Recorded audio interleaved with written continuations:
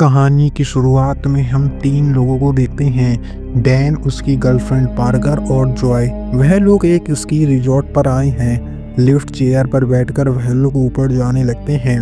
Dan वहां पर एक लड़की को जानता था। शिफ्ट चेंज होने पर वह उसका वेट कर रहा था ताकि एयरलिफ्ट चेयर की टिकट उसे खरीदना ना पड़े और फ्री में ही वह लोग ऊपर जा सकें। लेकिन शिफ्ट चेंज होने पर उसे लड़की की बजाय एक आदमी आ जाता है और उनके सारे किए किराए पर पानी फिर जाता है। लेकिन फिर भी वह हार नहीं मानता। वह पार्कर को उसके पास भेजता है ताकि पार्कर मीठी मीठी बातों से उसे मना सके, और ऐसा ही होता है। पार्कर $100 में राजी कर लेती है। इसके बाद तीनों चेयर लिफ्ट में बैठकर ऊपर जाने लगते हैं। वह लोग ऊपर जा ही रहे थे, रास्ते में लिफ्ट अचानक से बंद हो गई। पार्कर काफी डर चुकी थी।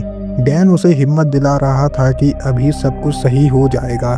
थोड़ी देर बाद लिफ्ट फिर से शुरू हो जाती है और वह लोग ऊपर पहुंच जाते हैं। पार्कर को स्की करना नहीं आता, इसलिए छोटी पहाड़ी पर ही वह लोग स्की करते हैं। यहाँ पर आकर जॉय को मज़ा नहीं आ रहा होता। बाद में वह यह बात डैन को बताता है। घर जाने से पहले वह लोग एक बड़े पहाड़ पर स्की करना चाहते हैं, इसलिए जॉय चाहता है कि पार्कर उसके साथ नहीं आए। अगर वह आई तो डैन सिर्फ उसे ही संभालता रहेगा और वह लोग एंजॉय नहीं कर पाएंगे। पार्कर यह सब कुछ सुन लेती है और वह डिसाइड कर लेती है कि वह नीचे ही रुकेगी, लेकिन डैन उसे ऐसा करने से मना कर देता है। फिर वह उसे भी ऊपर लेकर चला जाता है। ऊपर एक गार्ड उन्हें बताता है कि उसे तूफान आने की न्यूज मिली है, इसलिए वह रिजॉर्ट को फिलहाल बंद कर रहा है। लेकिन वह लोग फिर भी हार नहीं मानते और उसे कुछ समय रुकने के लिए कहते हैं। गार्ड ने उनसे $100 लिए थे, इसलिए वह उनकी बात को मान जाता है। इसके बाद तीनों चेयर लिफ्ट की मदद से ऊपर जाने लगते हैं। नीचे वह तीन लड़कों को देखते हैं जो वहां पर स्की कर रहे हैं। उन्हें देखकर डैन और जॉय एक्साइटेड हो जाते हैं। इधर नीचे गार्ड को उसका बॉस बुलाता है, इसलिए उसे जाना पड़ता है। लेकिन जाने से पहले उसने वहां पर किसी और को खड़ा कर दिया था। उसने उसको समझा दिया था कि तीन लोग ऊपर गए हैं और जब वह लोग वापस आ जाएं तो वह रिजॉर्ट को बंद कर दे। थोड़ी देर बाद हम देखते हैं वह तीन लोग नीचे आ जाते हैं, लेकिन उस व्यक्ति को लगता है कि शायद यही वही तीन लोग हैं। उन्हें देखने के बाद वह व्यक्ति चेयर लिफ्ट को बंद कर देता है और वहां से चला जाता है। ऊपर तीनों लोगों को लग रहा था कि गार्ड उनसे मजाक कर रहा है और थोड़ी देर में वह लिफ्ट को चला ही देगा। थोड़ी देर बाद हम देखते हैं रिजॉर्ट की सारी लाइट बंद हो जाती है। अब कहीं जाकर वह लोग डरे कि कहीं गार्ड उन्हें छोड़कर चला तो नहीं गया। सभी लोग पैनिक होने लगते हैं। डैन उन दोनों को कहता है कि अगर ज़रूरत पड़ी तो वह ऊपर से नीचे कूद जाएगा, पहले भी वह यह कर चुका है।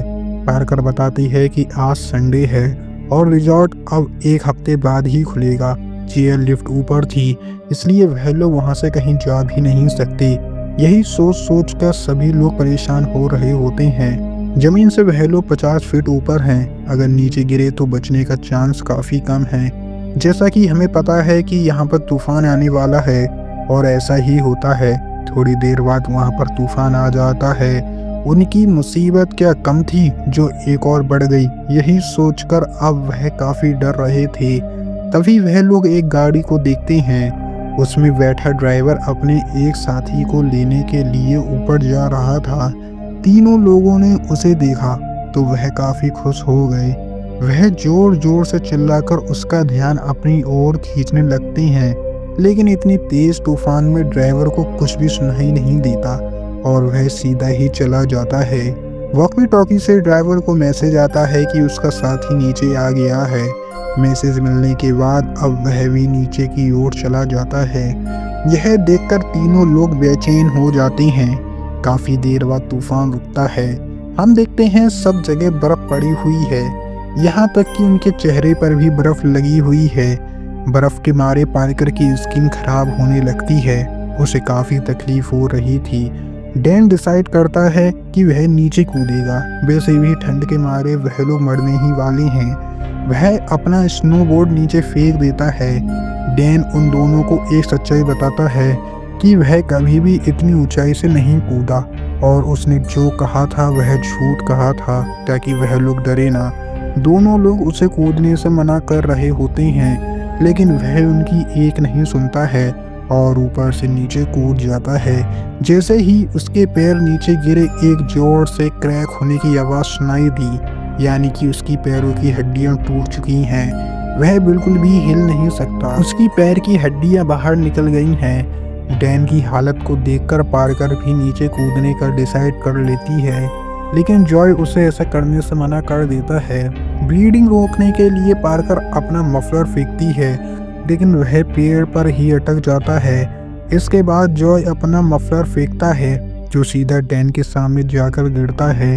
डैन हिल डुल नहीं सकता, लेकिन फिर भी वह काफ़ी कोशिश करता है और मफलर को उठा लेता है।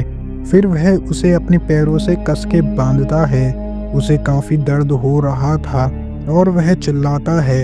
इसके बाद हम देखते हैं उन्हें एक जानवर की आवाज़ सुनाई देने लगती है, यानी कि उनकी मुसीबत फिर से बढ़ने वाली है। जॉय डैन से कहता है कि वह लिफ्ट चेयर की वायर पकड़कर वह नीचे जाएगा, लेकिन डैन उसे ऐसा करने से मना कर देता है क्योंकि लिफ्ट चेयर की वायर काफ़ी ज़्यादा शार्प होती है। उसका हाथ भी कट सकता है, लेकिन फिर भी वह कोशिश करता है। वहाँ पर बर्फ़ जमी थी, इसलिए उसके हाथ पैर फिसलने लगते हैं। कुछ देर बाद हम देखते हैं कि डैन के सामने एक भेड़िया खड़ा है, जिसे देखकर डैन काफ़ी ज़्यादा घबरा गया। जैसे ही भेड़िया उसके ऊपर झपटता है, पार्कर अपना बोर्ड ऊपर से नीचे फेंक देती है। फिर भेड़िया वहाँ से भाग जाता है। इसके बाद कहीं जाकर डैन की सांस में सांस आती है। हम जॉय को देखते हैं, वह केबल पकड़कर जाने लगता है। वह थोड़े ही आगे गया था, नीचे का नज़ारा देखकर वह वापस से आ गया और पार्कर को नीचे देखने से मना कर देता है, क्योंकि नीचे काफ़ी सारे भेड़ियों ने डैन को घेर रखा है। फिर हम देखते हैं भेड़ियों ने उसके ऊपर हमला कर दिया और उसे मार दिया। पार्कर रोने के अलावा कुछ भी नहीं कर सकती। इसके बाद हम देखते हैं फिर से तूफान शुरू हो जाता है। पार्कर जॉय से कहती है, अगर तुम डैन को नीचे कूदने से मना कर देते तो वह शायद जिंदा बच जाता। जॉय कहता है कि असली प्रॉब्लम तुम हो, अगर तुम हमारे साथ नहीं आती तो वह तुम्हारे लिए नीचे नहीं कूदता। पार्कर की वजह से वह दिन में स्की नहीं कर सके, इसलिए रात में वह लोग यहाँ पर आए।